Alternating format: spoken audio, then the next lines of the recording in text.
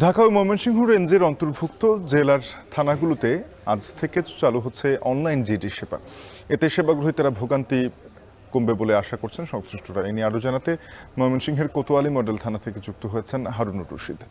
হারুন, জানাবেন অনলাইন সেবা থেকে কিভাবে উপকৃত হবেন প্রান্তিক জনপদের মানুষ?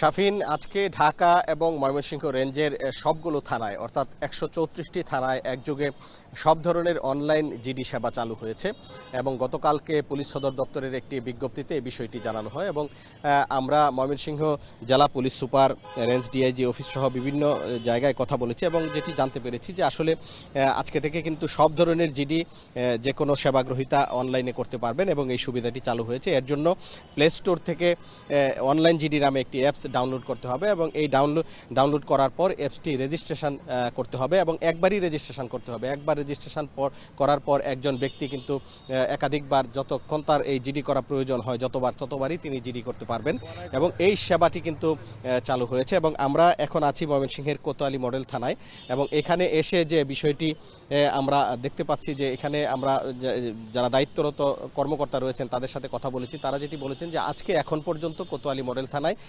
একটি অনলাইন জিডি হয়েছে, একটি হারানো বিজ্ঞপ্তি, এবং এই হারানো বিজ্ঞপ্তির জিডিটি আজকে হয়েছে এবং এছাড়াও অন্যান্য জিডি হচ্ছে। তবে এখানে পুলিশ কর্মকর্তারা যেটি বলছেন যে আজকে থেকে যেহেতু সব ধরনের অনলাইনে জিডি করা যাবে, এই বিষয়টি মানুষ যত বেশি জানবে ততই কিন্তু তারা এই বিষয়টি আগ্রহী হবে এবং এজন্য থানায় আসতে হবে না বা কারো দ্বারস্থ হতে হবে না, কোনো দালালের শরণাপন্ন হওয়ার সুযোগ থাকবে না।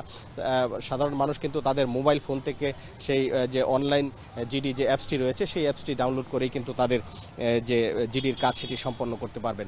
এর আগেও কিন্তু ময়মনসিংহ অঞ্চলের থানাগুলোতে অনলাইন জিডি করা যেত, শুধুমাত্র হারানো এবং প্রাপ্তি এই দুইটি বিষয়ে জিডি সুবিধা অনলাইনে চালু ছিল, কিন্তু আজকে থেকে অ্যাপসের মাধ্যমে সব ধরনের জিডি সেবাগ্রহী তারা করতে পারবেন। আমি কথা বলেছিলাম ময়মনসিংহের পুলিশ সুপার কাজী আখতারুল আলমের সাথে। তিনি যে বিষয়টা আমাকে জানিয়েছেন যে এই সেবাটি চালু হওয়ার ফলে কিন্তু সাধারণ মানুষের বা সেবাপ্রার্থীদের ভোগান্তি অনেকটাই কমবে। তিনি যেটি বলছেন যে আগে জিডি করার জন্য থানায় এসে এখন আর কাউকে অপেক্ষা করতে হবে না এবং কোনো দালালের শরণাপন্ন বা দালালের খপ্পরে পড়ার সুযোগ নেই বা অতিরিক্ত অর্থ আদায়ের ঘটনাও এক্ষেত্রে ঘটবে না এবং এই সুযোগটি পাবে না যদি সাধারণ মানুষ এই অনলাইনে তাদের যে জিডি সেই জিডি কি তারা করতে পারবেন এবং এক্ষেত্রে ভোগান্তি এবং হয়রানি অনেকটাই কমবে বলে তিনি জানিয়েছেন। এবং এ বিষয়ে ময়মনসিংহ জেলা পুলিশ গতকালকে একটি মিটিং করেছে এবং মিটিং করে এই অনলাইন জিডি কার্যক্রম সার্বিকভাবে ছড়িয়ে দেওয়ার জন্য এবং এর সুফল যেন সব শ্রেণী পেশার মানুষ পায় এই বিষয়ে কিন্তু গতকালকে ময়মনসিংহ জেলা পুলিশের পক্ষ থেকে একটি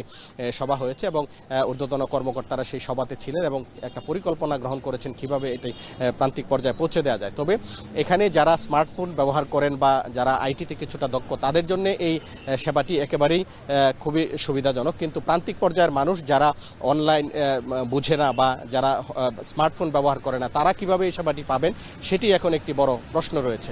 তো এই ছিল আমার কাছে ময়মনসিংহ থেকে সর্বশেষ। সহকর্মী হারুনুর রশিদ।